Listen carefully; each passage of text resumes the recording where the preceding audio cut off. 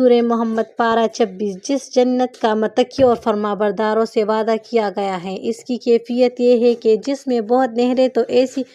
پانی کی ہے اس میں ذرا بھی تغیر نہ ہوگا، اور بہت سی نہریں دودھ کی ہے جس کا ذائقہ ذرا بھی بدلہ نہ ہوگا۔ بہت سی نہریں زیادہ شراب کی ہے جو پینے والوں کو بہت عزیز اور مزیدار معلوم ہوگی، اور بہت سی نہریں شہد کی ہے جو بالکل صاف ہوگا،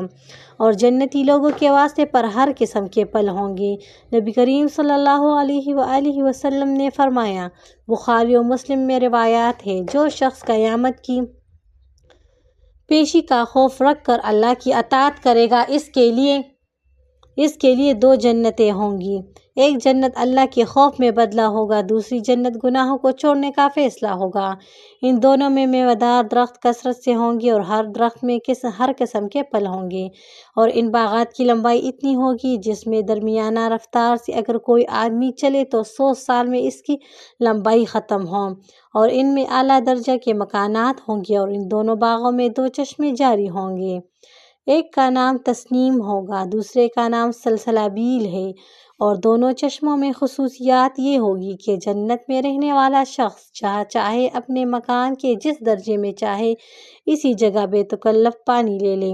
ان دونوں باغوں میں ایک ہی خصوصیات ہوتی ہے، ان میں 2 قسم کے پھل ہوں گے۔ ایک کی صورت دنیا میں پھلوں کی طرح ہوں گی، دوسرے کی صورت نئی بنائی جائے گی جو نہ آنکھوں نے دیکھی ہوگی نہ کانوں نے سنی ہوگی۔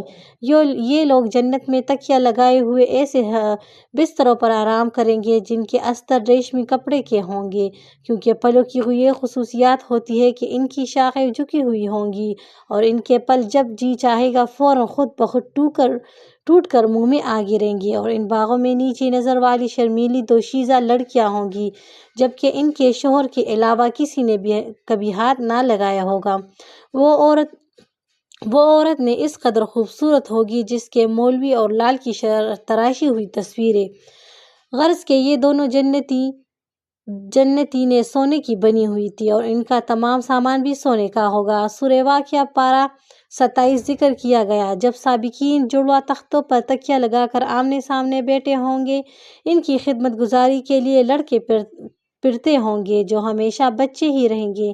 ان کے ہاتھوں میں صاف شراب کی پیالی اور آنکھ کورے سے ہوگی، اور شراب بھی ایسی ہوگی جس سے نہ درد سر ہوگا، اس سے بدحواسی کی باتیں ہوگی۔ اور ان بچوں کے ساتھ پھل بھی ہوں گے جو دل کو بھائیں گے، ان کے پاس پرندوں کے گوشت کی طبیعت کے مواقف ہوں گے، اور وہاں پر موری ہوگی جس کی آنکھیں بڑی بڑی نہایت لطیف ابدال موتی کی طرح ہوں گی۔ وجود سلامتی کے کوئی بیہودہ اور نہ کوئی لغت بات نہ سنیں گے، اور اصحاب الیمین بیریوں کے باغ میں رہیں گے جو دنیا کی طرح کاٹنے دار نہ ہوں گے، پھلوں سے لدے ہوئے کیلوں اور ہمیشہ رہنے والے سائے اور بہتے ہوئے پانی اور قسم قسم کے پھلوں میں جو اس وقت تک ٹوٹے نہ ہوں گے، اور نہ ان کا استعمال پر کسی قسم کی پابندی ہوگی۔ وہاں پر قیمتی بستر ہوتے ہیں، اور دنیا کی عورتیں نئے دور سے پیدا کر کے ان کو کنوارے اور نازنین اور مناسب عمریں دے کر اصحاب الیمین کی دلجوئی اور دل بستگی کا سامان خرید لے۔ تمام دنیاوی دوست اس روز یعنی قیامت کے روز ایک دوسرے کے دشمن ہوں گے، البتہ اللہ سے ڈرنے والے اصحاب کی دوستی دنیا کی طرح اب بھی قائم رہیں گی، جس طرح دنیا میں یہ لوگ ایک دوسرے کے کام آتے تھے، اس آرے وقت میں وہ بھی میں کام آئیں گے، اور فرمانبرداروں کو اللہ تعالیٰ کی طرف سے ایک آواز نہیں جائے گی۔ اس کا مطلب یہ ہوگا کہ میرے بندو، تم پر آج کسی قسم کوئی خوف و اندیشہ نہیں، اور نہ آئندہ تم کسی قسم کا کوئی غم ہوگا۔ اے ہماری آیتوں پر ایمان لا کر ہماری تابعداری کرنے والوں، تم اپنی بیویوں کو اپنے ساتھ لے کر خوش بخت جنت میں داخل ہو جاؤ۔ تمہاری خدمت گزار تمہارے پاس سونے کی رقمیا اور گلاس لے کر آتے رہیں گے، اور مختصر یہ کہ جنت میں ہر وہ چیز دستیاب ہوگی جس کو دل چاہے گا، اور جس کے دیکھنے میں آنکھوں کو لذت حاصل ہوگی۔